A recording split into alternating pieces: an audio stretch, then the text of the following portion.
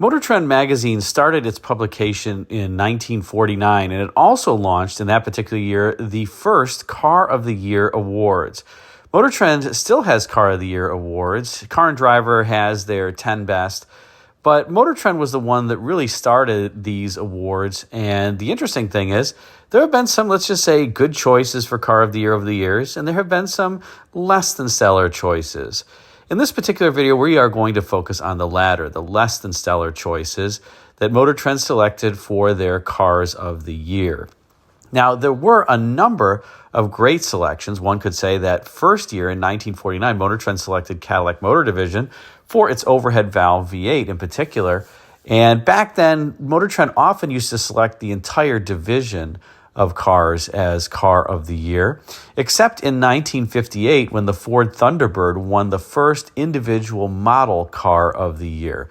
And I think that's pretty appropriate because the 58 Thunderbird went on to become highly successful and really kicked off the personal luxury coupe craze that gave birth to many vehicles from quite a few different automakers, including the Buick Riviera that came out in 1963, and even the Lincoln Mark III that came out in 1969, just to name a few vehicles that really were initiated based on that initial success of the 1958 Thunderbird. As you can see in the magazine cover here, for 1965, the entire Pontiac division won Motor Trend Car of the Year. It was a repeat of 1959 when the division won the same thing. And I have to say, this was actually a good choice, by the way, in both years. A great choice, in fact, particularly for 1965. If you've watched the channel for some period of time, you know that I love my 1965 Pontiacs. There is no better year for Pontiac than 1965. Prove me wrong. In any case, we're going to focus on the bottom 5 choices for Car of the Year in the year that was selected. And let's get started. We'll begin with number 5, and that is the 1982 Camaro.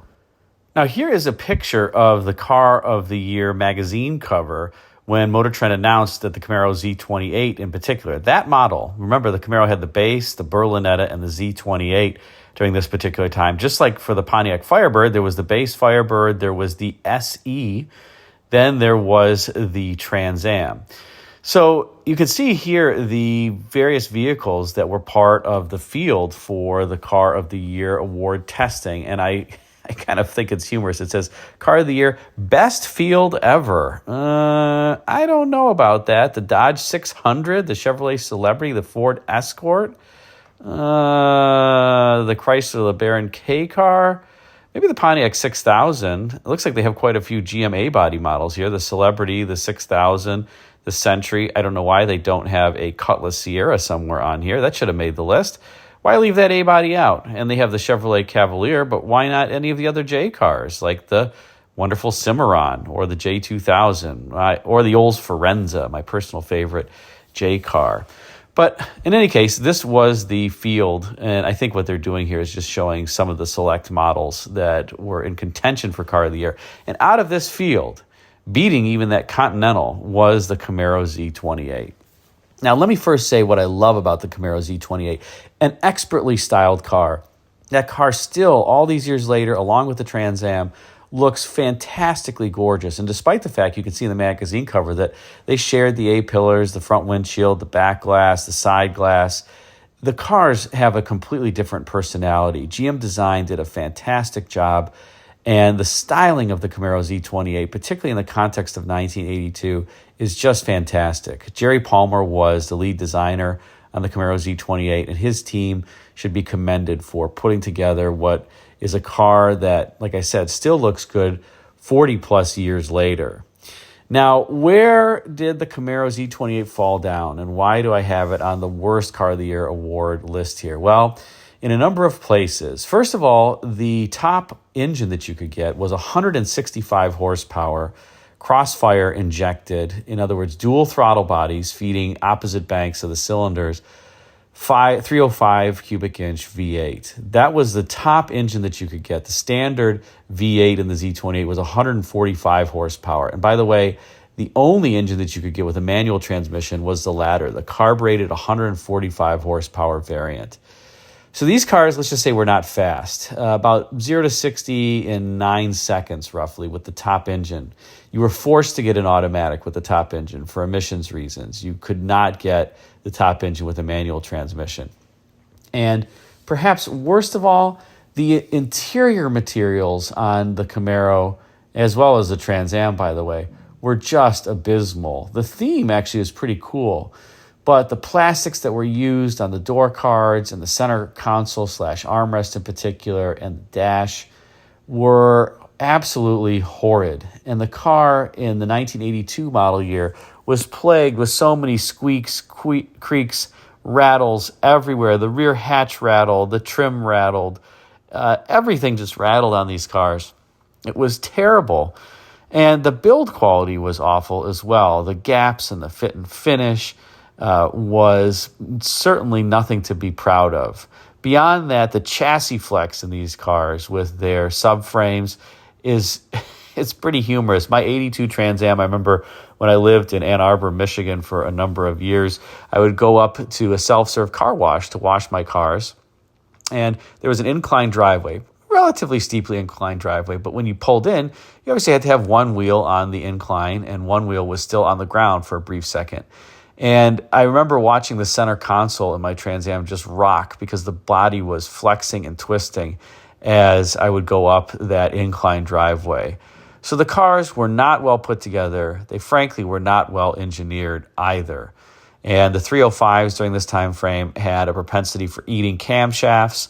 So even Chevrolet small block engine just wasn't that great. And if you got the automatic behind the most powerful engine, or even really any engine of this era, you got the turbohydromatic 200 transmission in 1982. In 1983, you'd have the 700 R4, the 700 4R, but in 1982, the only automatic transmission you could get was a turbohydromatic 200C with the lockup converter, and it was basically a grenade behind that 5-liter V8. I have one. I baby mine. I never floor it. And I never floor it also because sometimes the throttle cable gets stuck. The throttle cables on these come out from the firewall and do a 180-degree bend, a relatively tight 180-degree bend as well, into the throttle body setup. So you got to be careful. Sometimes the cable sticks on those. I've lubricated mine and it's better now, but just something to watch out for. But everything on these cars just wasn't that great, and the plastics degrade by this point. The dashes crack. They're just not great cars, and it's so unfortunate because they look absolutely spectacular. The design team did a great job, but this is one I think Motor Trend would like to have back, just because of all of these quality-related issues and the lack of great engineering. The cars did handle pretty well, but if you're going over bumps, you're going to hear a ton of squeaks, creaks, and rattles. I will say that by the time this platform neared the end of its life in the late 80s and early 90s, the cars were much better. So if you just have a scratch or an itch that you need to scratch with one of these cars, get one from the late 80s and early 90s. I think you're going to be much, much happier. Let's move on to number 4. And at number 4, we have the Renault Alliance. Now, the Renault Alliance is really an unfortunate car. It was birthed out of a necessity for AMC to find a partner. Really, AMC was having significant financial hardship during this time frame, and AMC chairman and chief executive officer Jerry Myers brokered a deal such that Renault would take a sizable stake in AMC, obviously in exchange for cash. And as part of this deal, AMC got some well-needed working capital, but in addition to that, they needed a small car for the era. It was just too expensive to re-engineer a vehicle from the ground up. Of course, AMC had the Concorde and the Eagle during this time frame, but they need something that was really much lighter. The Concorde and the Eagle were heavy cars for their particular size class, and really they weren't engineered all that efficiently from a packaging standpoint either. After all, the Concorde and Eagle were based on the Hornet platform that had come out in the 1970 model year. So they really were quite aged by this particular time frame. Although I have to say, the Concorde and the Eagle, really, if you drive them, are pretty pleasant vehicles to drive. They just don't have much backseat room or trunk space. And they're pretty heavy, and they don't get all that great fuel economy. If you get one with the GM Iron Duke 4-cylinder as an example, they are very, very slow, particularly with an automatic. And even with a six-cylinder engine, I would say the Concorde is relatively peppy, but the Eagle, being heftier, is relatively slow, but it's just fine. It's at least smooth. So the Alliance was AMC's answer to a world car and a car that was highly efficient. It was actually built in Kenosha, Wisconsin, based on the Renault 9, which was car of the year over in Europe. So it seems like the car actually had a fighting chance here. I mean, what could have been a better partnership? AMC selects Renault, who's got the European car of the year. The car, it kind of has a milquetoast-like style to it, but it's inoffensive.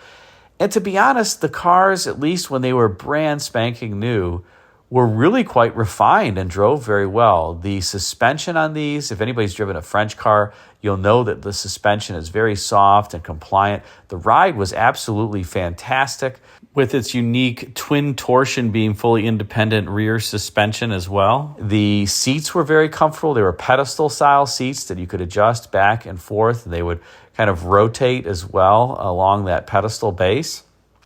The doors opened and closed with a great thunk, similar to Mercedes. And in fact, the Renault Alliance was not only Motor Trend's car of the year for 1983, it was a Car and Driver 10 Best, and the one that they said, if they were the other magazine across town, they would pick as car of the year. So the little car had a lot going for it. In fact, it actually sold about 620,000 units from 1983 all the way through to 1987, when production stopped at the Kenosha plant when Chrysler bought AMC. So what was wrong with the Renault Alliance then? Well, one could say that originally it had a 1.4-liter engine and it was underpowered, but you could say that about any compact car of the 1980s. When the Alliance got the 1.7-liter engine, it was much better. But unfortunately, the car just wasn't that reliable. And that was something that the Concorde, as an example, and the Eagle really were. They were completely reliable with their AMC straight six-cylinder engine or the GM Iron Duke four-cylinder. But the Renault just wasn't. And the electronics on the engine, let's say, and people had no start issues on it. Oftentimes, the cars rusted, although that was true of many cars. Although AMC did have 100% galvanized steel in all the exterior body panels of its other cars, although it forgot to galvanize the underbelly and the rockers. Or it just didn't do that because of cost reasons. Although AMC also was the first with factory Z-Bart coating. Well, on the Alliances, they just rusted, let's say, more quickly than the other AMC products. But the main thing was just the reliability was not there. And it's really too bad because the car otherwise was really the right car for the right time. And it drove pretty gosh darn well and was very refined. But reliability sometimes lets you down, and that's the case here. Let's move on to number 3. And at number 3, we're getting into the top 3 here. And one could order these, I think, in any order. But I'm going to pick the Aspen Volare as my number 3. Now, the Dodge Aspen and Plymouth Volare were new for the 1976 model year. They would be produced all the way through 1980, but the 1976 Aspen and Volare were really positioned as a new line of compact rear-wheel drive vehicles from the Chrysler Corporation. And they, just like the Alliance, kind of started out with a lot of promise. I mean, this was a time frame in which gas was relatively expensive in the U.S., and customers were looking for more compact vehicles, and the Aspen Volare appeared to fit the bill. In fact, these cars were really pioneering from a Chrysler standpoint in a number of ways. The first way is that they actually did pretty extensive wind tunnel testing on these, and that led to softer contours up front. Notice the kind of rounded edges here on the hood and the front of the vehicle, and also Chrysler removed the drip moldings around the car. So there were some benefits that Chrysler engineers came up with, and these cars also introduced the transverse torsion bar as opposed to the typical longitudinal torsion bar setup that Chrysler vehicles had used since 1957. Now, the transverse torsion bars were done so that you could package the front suspension much more readily, and it also had the added benefit of enabling the wheels to move rearward on potholes, as an example, in addition to moving upward, thus helping cushion the impact. Whereas if you have the longitudinal torsion bar, you're not moving the control arm and the wheel rearward. You're just kind of picking the wheel up and down if you hit a pothole. So there was a noticeable improvement, and it endowed these vehicles with the so-called large Chrysler car ride. Now, I will say that not everybody likes the large car ride from Chrysler. I have to give Chrysler engineers credit. These cars ride exactly like the big cars do, maybe slightly better, but they have that exact ride and all of the favorable items and unfavorable items associated with it. They're pretty stiff.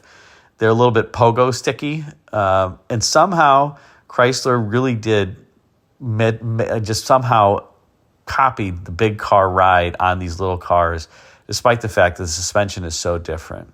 So what happened with the Aspen Volare, and why is it on this list? Well, unfortunately, the Aspen and Volare became the most recalled car ever in history to that point when it was introduced for the 1976 model year. So what particularly went wrong with these cars? Well, it's almost better to say what went right.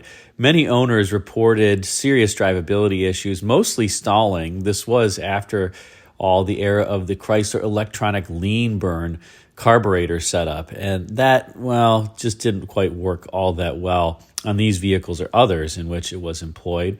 But beyond the stalling, there were issues with the front suspension. There was even a recall because the steering column could become detached. That's not dangerous at all. Rust issues, particularly in the fenders, brake lines, and corrosion associated with the brake lines was an issue. The trunks sometimes would get water in them. There were hood latch failures as well as safety belt issues. Sometimes the seat belts would not lock when they should if you were, let's say, decelerating rapidly. So the cars just were plagued with many, many issues, and I'm not even mentioning all of them. That's just a few of them, making it, as I said, the most recalled car in history when it was introduced. And it's unfortunate because otherwise the cars, could have been a good success for Chrysler Corporation, but they were kind of 95% of the way there, and the last 5 to 10% really just made a significant difference in the car. Now, the Aspen and Volare did spawn the M bodies, which came out, and that would be the Plymouth Grand Fury, the Dodge Diplomat, the Chrysler Fifth Avenue, and by and large, those had a lot of the quality issues sorted out in those vehicles, and they were quite reliable and served for many years as police cruisers and taxi cabs. And again, like I said, they did have some rust issues, particularly with the K members on the frames cracking, but they were pretty good cars overall and pretty reliable. But the Aspen and Volare, it was quite an inauspicious start, let's say, for this particular platform of vehicles with the 1976 introduction of these cars. Let's move on to number 2. And at number 2, we have the Chevrolet Citation. And I guess we could more broadly say the GM X cars, but the Citation was the one that was cited as the car of the year for 1980. Now, the Citation represented so much of what could be right in terms of an American compact vehicle. The styling was pretty good. I know some people will look at it and say it's not all that attractive in this day and era, but for the time, it was very attractive. And in fact, Chevrolet sold 800,000 Citations in the 1980 model year alone, enough to keep 3 assembly plants just pumping out the cars. So that's just the Citation was basically keeping 3 assembly plants running at full tilt. That doesn't count the other X cars like the Pontiac Phoenix, which I think is my favorite, the Olds Omega, and the Buick Skylark. But in any case, the issue with the Citation was that it had so much promise, and obviously so many people bought it up front, but it, just like the Aspen and Volare, became the most recalled car to date. And this is where the unfortunate part is, because so much, like I said, of the Citation was right. The packaging, the interior packaging was pretty fantastic. If you sit in one of these cars, despite their size, they feel very roomy on the inside. They're pretty quiet at speed. They're very comfortable. The seat engineers, I think, did a great job on these. But the quality was just unfortunately abysmal. And as a result, there were a ton of different little quality issues associated with these, most notably rear brake issues, where the rear brakes would lock prematurely and then you'd lose control of the vehicle on ice or on a wet road, as an example. That was the issue that really put the nail in the coffin for the Citation. And GM defended vigorously the fact that the cars were safe. And in fact, they ended up prevailing in court.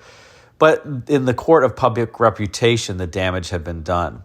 Beyond the premature rear brake lockup, there were a lot of different quality issues on these vehicles. They kind of self-destructed. The plastics were not good quality and degraded pretty fast.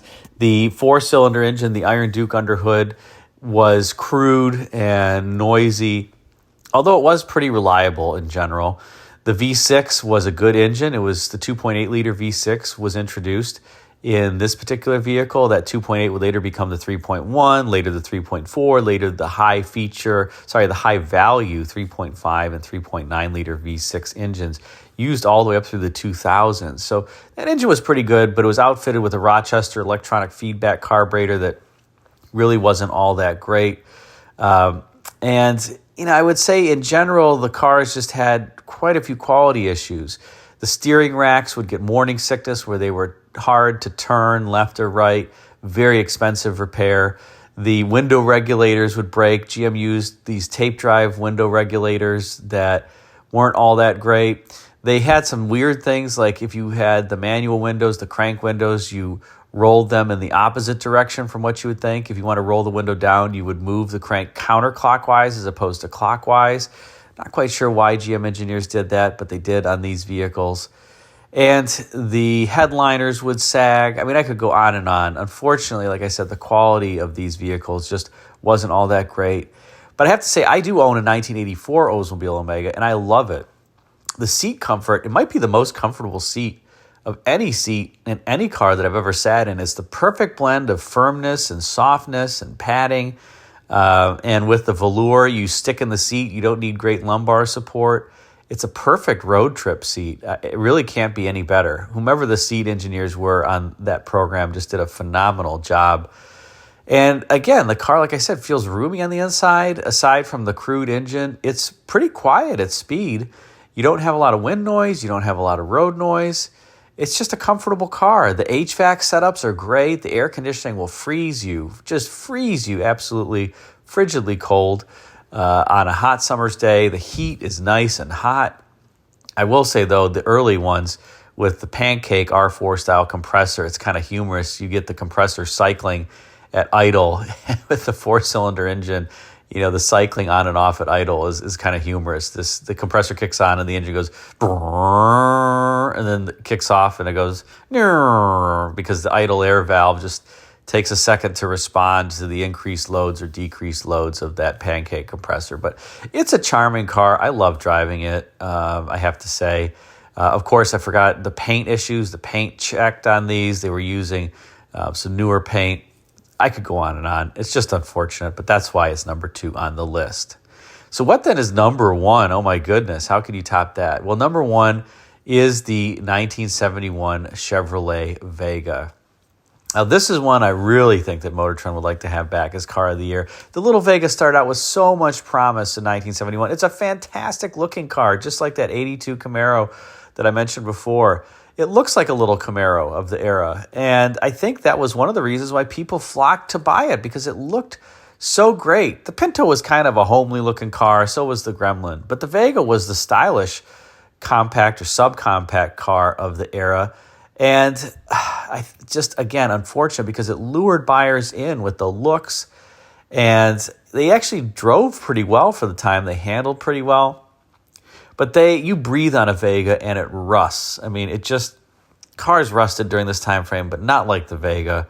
It was just a terrible, terrible car from a rust standpoint. And allegedly there were some issues with the ELPO dip tank that these went through at the factory, and it just didn't adhere appropriately to the car body, so they rusted prematurely.